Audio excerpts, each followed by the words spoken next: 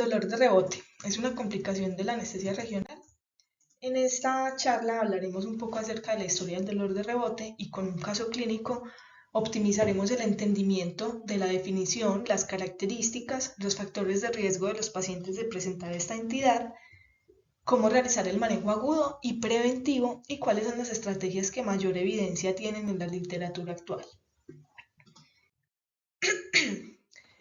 Empecemos recordando que la primera descripción del dolor de rebote se dio en el 2007 por Williams, quien en un estudio que reporta 90 pacientes llevados a reparación de ligamento cruzado anterior, donde todos recibieron como anestesia raquídea y una dosis única de bloqueo mediante un catéter femoral, se aleatorizaron posteriormente para recibir mediante ese catéter infusión de anestésico local algunos y de solución salina los otros, encontrando una descripción de dolor de rebote en quienes se resolvía el bloqueo de dosis única, es decir, en quienes tuvieron la infusión de solución salina.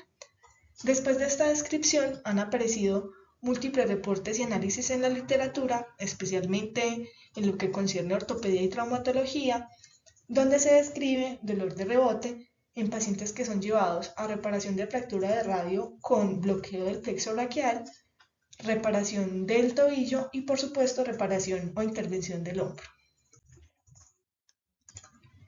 En esta imagen de un estudio bibliográfico se nos da entendimiento acerca de cuánto ha crecido o cuánto se ha desarrollado la literatura alrededor del dolor de rebote. Después de su primera descripción, con el avenimiento de la ecografía que mejoró la aplicabilidad de la anestesia regional, la hizo más segura y esto permitió que más anestesiólogos accedieran a su uso y posteriormente, y con su pico más alto entre el 2020 y el 2021, después de la pandemia, que pues indudablemente impulsó la anestesia regional como una opción más segura tanto para el personal de la salud como para los pacientes. Desde la primera descripción y hasta la actualidad, se han propuesto diferentes definiciones, pero no hay un consenso actual. Y más adelante voy a hablarles acerca de cuáles son las características del dolor de rebote, que son quienes finalmente van a establecer la definición que mejor se ha aceptado hasta ahora. Entonces, empecemos hablando un poco acerca de este caso clínico. Se trata de una mujer que arriba al centro médico a las 5:30 de la mañana al presentar una fractura de tibia y peroné durante un accidente de tránsito. A las 8 de la mañana se realiza manejo quirúrgico, se le administra anestesia con anestesia raquídea y anestesia regional con un bloqueo sapeno y un bloqueo ciático popliteo, ambos analgésicos, y se realizan con 10 y 15 centímetros respectivamente de una mezcla de UPI con al 0.25%. Durante la cirugía se administra como analgesia dipirona en 2 gramos y diclofenaco en 75 miligramos. Y a las 11:30 se pasa a la paciente a la unidad de cuidados postanestésicos con adecuado control del dolor, no requiere más analgesia por el momento. Se estructura un plan de analgesia ambulatoria que tiene en cuenta paracetamol, diclofenaco, pregabalina y se da salida una vez que cumple los criterios para el alta, con la indicación de continuar el plan analgésico de forma ambulatoria. Pero la paciente, argumentando no sentir dolor, decide no seguir con la fórmula médica. A las 10:30 de la noche se despierta por un dolor de intensidad rápidamente progresiva, llega a intensidad severa, se toma el paracetamol y la dipirona y con una mejoría posterior a 8/10 en una escala de visual análoga del dolor. Arriba a urgencias, donde se administra una dosis de rescate de tramadol, logrando una disminución únicamente a 7/10, por lo cual se decide como estrategia para el manejo del dolor de rebote un bloqueo de rescate, con una resolución del dolor 20 minutos después de su realización. Entonces, esta paciente cumple con la definición de dolor de rebote. ¿Ese cuadro se pudo anticipar o se pudo prevenir? Cumpliría con la definición entendiendo que dolor de rebote es el aumento súbito del dolor agudo una vez cesa el efecto del bloqueo del nervio periférico o como un estado de hiperalgesia que se da entre 8 y 24 horas después de la realización de un bloqueo de dosis única. Y tiene unas características bastante importantes que incluyen que sea posoperatorio, cumple, que aparezca entre 12 y 24 horas después de la resolución del bloqueo de nervio periférico. La significancia clínica, que incluye una intensidad, un impacto psicológico que puede repercutir en la calidad de la recuperación. Una de las características también del dolor de rebote es el predominio nocturno, que también cumple para el caso clínico, la intensidad, que tiene un pico entre 2 y 6 horas después de que ha iniciado y que suele ser transitorio y no se relaciona con el desarrollo de dolor crónico posterior. Entonces la paciente cumpliría con la definición y las características. ¿Se pudo prever? Ya lo hablaremos más adelante. En cuanto a la epidemiología, actualmente no hay una tasa o una cifra estable en cuanto a determinados procedimientos, pero se conoce que especialmente en trauma y en ortopedia se presenta mayor incidencia de dolor de rebote y en general en todo lo que toque hueso va a establecerse como un factor de riesgo. Hasta un 50% se ha calculado la incidencia de aparición del dolor de rebote y hay mayor riesgo en algunas cirugías como son la reparación del hombro y del tobillo, quienes tienen tres veces más probabilidad de tener dolor de rebote y de reconsultar a un servicio de urgencias con requerimiento de manejo intrahospitalario por al menos 12 horas de analgesia adicional. Entonces, ¿por qué es importante hablar acerca del dolor de rebote? Porque cada vez se utiliza más anestesia regional, la cirugía ambulatoria aumenta cada vez más y además también se realizan bloqueos en el paciente que va a ser llevado u operado de forma urgente. Tiene muchos beneficios la anestesia regional, como la disminución del consumo de opioides, la disminución en la estancia hospitalaria, la prevención de la náusea y el vómito posoperatorio. Y adicionalmente el dolor de rebote se considera como una complicación de la anestesia regional. Cuando tenemos dolor de rebote perdemos todos estos beneficios, por eso es importante reconocerlo, prevenirlo y saber tratarlo. En cuanto a los factores de riesgo, tenemos entonces los pacientes de edad más joven, el sexo femenino, la presencia de dolor preoperatorio como un factor de riesgo importante para el desarrollo de dolor de rebote, las cirugías de trauma, especialmente hombro, tobillo y pie, las fracturas en contexto de urgencia, el antecedente de una neuropatía, los bloqueos densos o con concentraciones de anestésico local muy altas, la ausencia del uso perioperatorio de dexametasona intravenoso y de ketorolaco se han identificado como factores de riesgo, el establecimiento de una analgesia posoperatoria insuficiente y las expectativas inadecuadas del paciente. Adicionalmente, se han descrito la combinación de anestésicos locales, cuando se combina un anestésico local de larga duración con una de media duración, también se ha establecido como un factor de riesgo por la disminución en la duración del bloqueo de nervio periférico. Aunque se acorte la latencia de inicio de acción, la duración total o final va a ser menor que cuando no se combinan este tipo de anestésicos. Y también el pensamiento catastrófico de los pacientes como sumatorio de las expectativas inadecuadas de los pacientes con dolor. Entonces, ¿cuál es la fisiopatología que explica la aparición del dolor de rebote y cómo se relaciona con el desarrollo del dolor crónico? La fisiopatología del dolor de rebote es compleja y aún no se comprende en su totalidad. Existen varias teorías. La primera es la de la hiperalgesia inducida por anestésico local.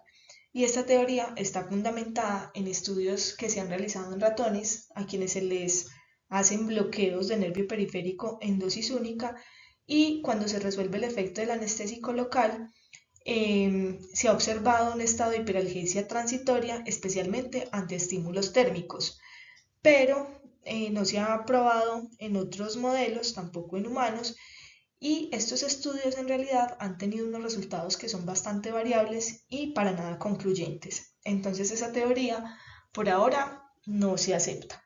Otra de las teorías es la de la citotoxicidad inducida por el anestésico local, donde podríamos pensar que hay algo de verdad y que podría ser uno de los mecanismos que se sume a la generación del dolor de rebote si se tiene en cuenta que con la inserción de la aguja y el barotrauma de la inyección se puede generar inflamación perineural y desencadenar de alguna manera la generación de la cascada inflamatoria. Y por último, y más aceptada teoría, tenemos la del estímulo nociceptivo sin oposición. Y es que, ¿qué sucede? Entonces, recordar los tres tipos de dolor que contribuyen en el dolor agudo, posoperatorio y crónico, y debemos tener en cuenta cómo en una lesión quirúrgica se pueden involucrar diversos grados de distintos tipos de dolor, donde en una herida quirúrgica la estimulación nociceptiva continua, la acidosis y la inflamación del sitio operatorio, pues van a aumentar la excitabilidad y las aferencias espontáneas de los nociceptores periféricos, pero con la presencia del bloqueo vamos a inhibir la transmisión de todos estos estímulos nociceptores a la vía central, entonces no tendremos una interpretación de la presencia de dolor. Pero una vez se resuelve el efecto del bloqueo de nervio periférico, todas estas aferencias pues van a dar lugar y van a estar desbordadas y de alguna manera desenmascaradas, especialmente cuando tenemos un estado analgésico insuficiente que puede hacer que estas aferencias y estos estímulos proinflamatorios y de los nociceptores se vean de forma explosiva e interpretados como un dolor de intensidad rápidamente ascendente. Entonces, ¿cómo vamos a prevenir la aparición del dolor de rebote y cuál es el manejo que se realiza de forma aguda? Empecemos hablando entonces acerca de las estrategias que van a disminuir la incidencia del dolor de rebote, desde la prevención hasta el manejo.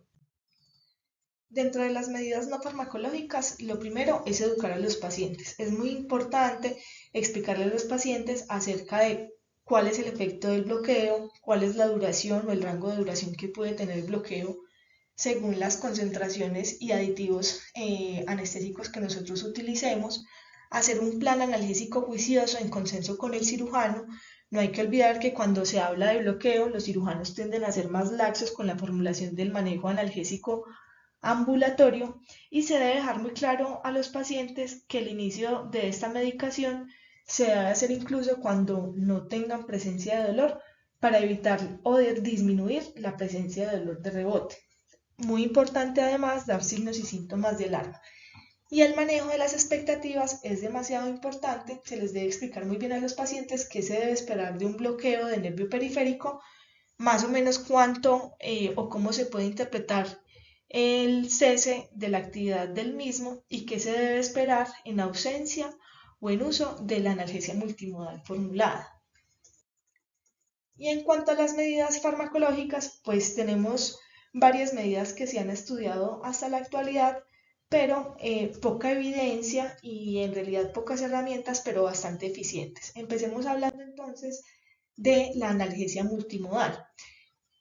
¿Cuál es el pilar fundamental de la analgesia multimodal? Pues abordar la sensibilización periférica y modular de alguna manera la respuesta inflamatoria que se genera tras el estímulo quirúrgico, cosa que no puede abordarse a través del bloqueo del nervio periférico. Y lo otro, pues atacar el frente del dolor a partir del uso combinado de diferentes mecanismos de acción. No existe una fórmula establecida o una recomendación pues establecida fija para cada tipo de cirugía y su analgesia multimodal, pero la mayoría de las guías que hablan acerca del manejo de dolor agudo posoperatorio, incluyendo estas guías Prospect, incluyen la combinación de paracetamol con AINES, en algunos casos dipirona, y un opioide débil como tramadol u oxicodona a utilizarse como medida de rescate. En esta imagen podemos ver cómo se comporta el dolor de los pacientes en las primeras 48 horas, cuando no tienen ni bloqueo ni analgesia multimodal en rojo, cuando tienen un single shot de bloqueo en azul oscuro, y vemos cómo se comporta muy diferente de estas dos curvas cuando tienen bloqueo de dosis única más analgesia multimodal y bloqueo continuo, o sea, mediante infusión de catéter perineural más analgesia multimodal, viendo cómo el dolor de rebote aparece solamente en las dosis únicas del bloqueo y cómo las curvas se alinean o digamos que pueden igualarse a las 48 horas para los cuatro casos, pero sin duda alguna tienen un mejor comportamiento en cuanto a control del dolor los pacientes que tienen analgesia multimodal efectiva. Entonces, muy importante una buena analgesia para el posoperatorio.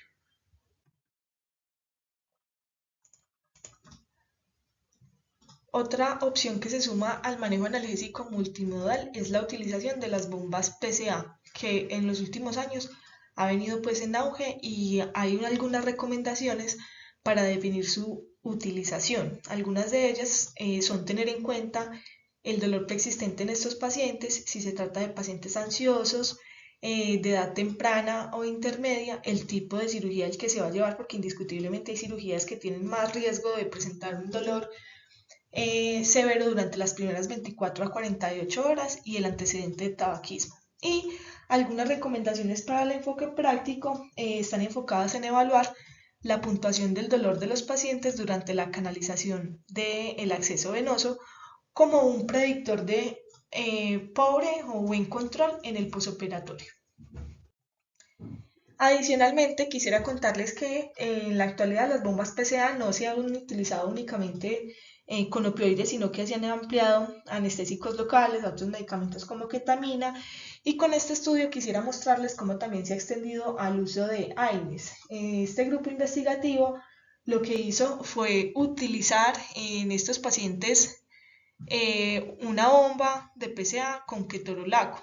120 miligramos de ketorolaco se llevaron a 100 cc y se programó la bomba en infusión para control del dolor de posoperatorio de tobillo a 2 cc por hora con una programación de bolo de 2 miligramos a petición del paciente. Y adicionalmente se les dio un diario de dolor para tener un control del dolor o registrado a las 6, 12, 18, 24, 36, 48 y 72 horas. Además, evaluó la satisfacción del paciente y el estado del sueño o la calidad del sueño de acuerdo a si se había interrumpido por dolor o no. Y los pacientes que tuvieron PCA con ketorolaco tuvieron altos niveles de satisfacción y muy buen control del dolor con menor incidencia de dolor de rebote. En quienes tuvieron dolor de rebote incidente utilizaron dipirona en bolo y ketorolaco en bolo en dosis única para la resolución del mismo. Y cuando no se resolvió, se le añadió tramadol en 50 miligramos con una resolución adecuada del dolor. Esa sería una de las pautas para tener en cuenta cuando hablemos acerca del manejo agudo del dolor de rebote, que no se aleja de las recomendaciones de analgesia multimodal, pues las combinaciones recomendadas son las mismas. Bueno, y en cuanto al uso de adyuvantes, debemos tener muy claro que lo que se busca con la utilización de estos es tener una estrategia que extienda el efecto del bloqueo del nervio periférico. Y con esto buscamos no solo que el bloqueo dure más, sino que también tengamos una menor incidencia del dolor de rebote y en algunos casos se ha pretendido que el dolor de rebote tenga menos intensidad. Pero esto es difícil de estudiar, la literatura no es muy clara en esto, es difícil de analizar si tenemos en cuenta que los protocolos analgésicos varían entre cirugías, entre anestesiólogos, clínicas y protocolos, y esto va a terminar generando dificultades en la definición y la clasificación del dolor posterior. Entonces, como primera medida tenemos la dexametasona. Inicialmente se hicieron estudios en ratas a quienes se les hizo bloqueo ciático con single shot y se les administró dexametasona perineural. Y en las ratas que tuvieron dexametasona perineural se observó menos incidencia de dolor de rebote y menos estado de hiperalgesia relacionado con estímulos térmicos. Más adelante se hicieron estudios en seres humanos con dosis que han variado, hay muchos estudios acerca de esto, dosis que han variado entre 1 a 8 miligramos, incluso 16 en algunos estudios, con un promedio de 4 miligramos y se ha podido pues determinar que el NNT de la dexametasona para disminuir el dolor de rebote es de 2.8 actualmente. Bueno, en cuanto a la dexametasona perineural, tenemos este estudio que buscó evaluar la disminución tanto de la incidencia como de la intensidad del dolor de rebote en pacientes que fueron llevados a artroscopia de hombro y se les administró a todos anestesia general más bloqueo en el globo periférico con ropivacainal 0.5%. Y aleatoriamente se asignó quienes recibirían 5 miligramos de dexametasona perineural y quienes no. Y se encontró en estos pacientes una incidencia de dolor de rebote en el 82.9% de los pacientes en los que no se utilizó dexametasona versus un 37.1% en los pacientes que tuvieron dexametasona perineural. Entonces, dexametasona perineural para el dolor de rebote es eficiente en la reducción de la incidencia, aunque todavía no sabemos si de la intensidad. En cuanto a la dexametasona intravenosa, pues tenemos estos dos estudios. El primero es un estudio de pacientes con fractura de radio llevados a osteosíntesis con bloqueo infraclavicular y una adición de 16 miligramos de dexametasona intravenosa, donde se encontró una incidencia de dolor de rebote en el 50% de los pacientes en los que no se utilizó dexametasona intravenosa, en comparación con un 9% de los que tuvieron los 16 miligramos de dexa que no desarrollaron, que desarrollaron apenas dolor de rebote. Y este segundo estudio se trata de un grupo de pacientes con fractura de tobillo que se llevó a reparación con anestesia general, bloqueo ciático popliteo y adicionalmente 10 miligramos de dexametasona intravenosa versus un grupo de control que no la recibió, encontrando una incidencia de rebote de 44% en ausencia de dexametasona y del 15% en quienes recibieron la dexametasona intravenosa. Entonces, ¿qué queremos concluir en esta diapositiva? Que ambos estudios encontraron una incidencia de aproximadamente el 50% de dolor de rebote en los pacientes donde no se utilizó dexametasona. Por eso, dexametasona intravenosa para la prevención del dolor de rebote se considera eficiente. Quienes hicieron el estudio anterior quisieron ir más allá y ellos además hicieron la medición de interleuquina 1, interleuquina 6 y factor de necrosis tumoral antes y después de la dexametasona. Y en el grupo de control encontraron niveles más elevados de estas proinflamatorios en quienes no se utilizó la dexametasona. Y esto apunta mucho a la explicación del estímulo nociceptivo sin oposición y la cascada proinflamatoria y su relación con la fisiopatología que explica el desarrollo del dolor de rebote. Entonces, ¿cuál es mejor, dexametasona perineural o dexametasona intravenosa? Este estudio, realizado también por los mismos autores coreanos de los estudios anteriores, nos da la respuesta. Ellos hicieron la comparación y encontraron que si bien con la dexametasona perineural los bloqueos pueden tener una duración un poco más prolongada, en realidad es con la dexametasona intravenosa con lo que se logra reducir la incidencia de manera significativa del dolor de rebote. Acá podemos verlo, un 20% en comparación a un 44% cuando hablamos de dexametasona perineural.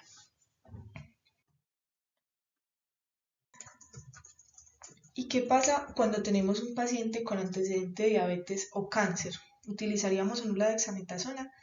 La respuesta es sí. Lo que actualmente dice la literatura acerca de su utilización en estas poblaciones es que no tendría contraindicación si se utiliza en dosis única. Podríamos beneficiarnos de sus efectos benéficos y especialmente en la población diabética, pues he encontrado que una dosis única de 8 miligramos de dexametasona eleva la glicemia tan solo entre 20 y 30 miligramos sobre decilitro, que no sería pues significativo para establecer una complicación aguda de su diabetes. En cuanto al cáncer, pues no solamente tendríamos una extensión de la duración del tiempo de bloqueo y menor incidencia del dolor de rebote, sino que también tendríamos algunos beneficios adicionales como la modulación inflamatoria y la prevención de la náusea y el vómito en este grupo poblacional. En cuanto a los pacientes con síndrome de fragilidad, la dexametasona también puede venir bien recomendada, pero tendríamos otras opciones de las cuales echar mano, teniendo en cuenta que la anestesia regional es uno de los grandes pilares para este tipo de población, para la población anciana o frágil, que se va a llevar a cirugía preoperatoria, incluso en el contexto del manejo quirúrgico emergente. ¿Cuáles serían esas otras opciones? Tenemos entonces los bloqueos periféricos continuos, pero hay que hacer la salvedad. Tiene muchas ventajas e indiscutiblemente los pacientes van a tener menor dolor durante las primeras 48 horas, especialmente en cirugías mayores, en cirugías que tienen mayor riesgo de presentar dolor severo en estas primeras horas postoperatorias. Indiscutiblemente se reduce el uso del consumo de opioides, pero tiene algunas desventajas y es que la experiencia del dolor, como se los mostré en la gráfica anterior, se puede igualar a las 48 horas si se compara con los pacientes que tienen analgesia multimodal o bloqueo en single shot, y tiene grandes limitaciones porque requiere gran experiencia por el anestesiólogo que vaya a colocar el catéter. Recordemos que un 20% de los catéteres perineurales se destaza después de su colocación, tienen alta incidencia de fuga del anestésico local, hay quejas de mal funcionamiento de la bomba, los esquemas de dosificación se pueden tornar subóptimos y además hay dificultades en la implementación de los grupos de personas de seguimiento de estos pacientes con catéteres. Entonces, esas podrían establecerse como dificultades a la hora de considerar un bloqueo continuo con catéter perineural. Dentro de otros medicamentos que se han estudiado tenemos la dexmedetomidina, se ha estudiado inicialmente en ratas, en población humana también, con dosis que han variado desde 50, 200 y 300 microgramos, pero se han presentado grandes dificultades pues, por los efectos colaterales que se puede presentar con su administración. Y además se ha encontrado que si bien prolonga la duración del bloqueo, no ha tenido ningún efecto en cuanto a la prevención de la aparición del dolor de rebote. Pero recordemos que la dexmedetomidina puede tener un efecto al inhibir la secreción o la liberación de factores proinflamatorios como interleuquina 6 e interleuquina 10, y esto podría beneficiar de alguna manera o mitigar la fisiopatología de la aparición del dolor de rebote.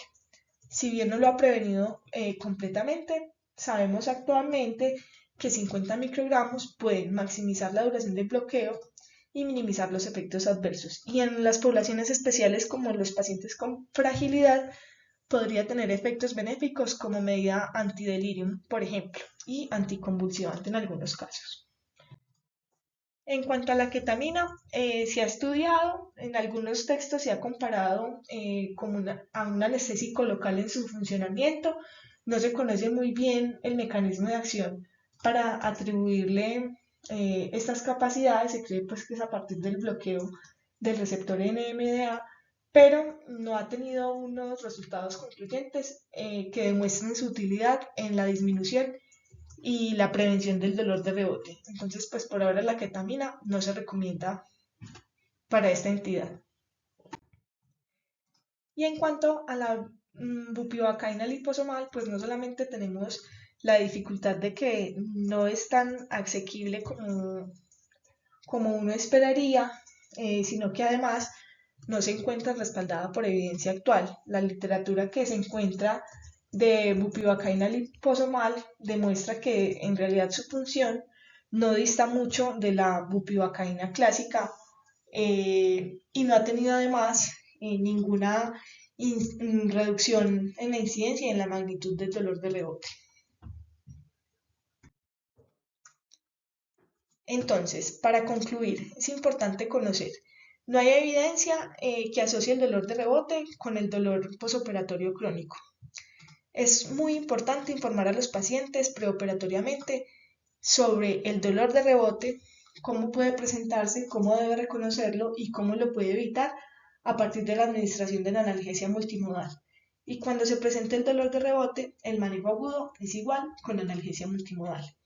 La educación es extremadamente importante y esto depende de que los pacientes elijan nuevamente en el futuro las técnicas de anestesia regional como técnica anestésica o analgésica. Y no se debe desconocer los adyuvantes que están probados actualmente y de los que podemos hacer uso para prevenir y disminuir el dolor de rebote, como la dexametasona, de preferencia de administración intravenosa.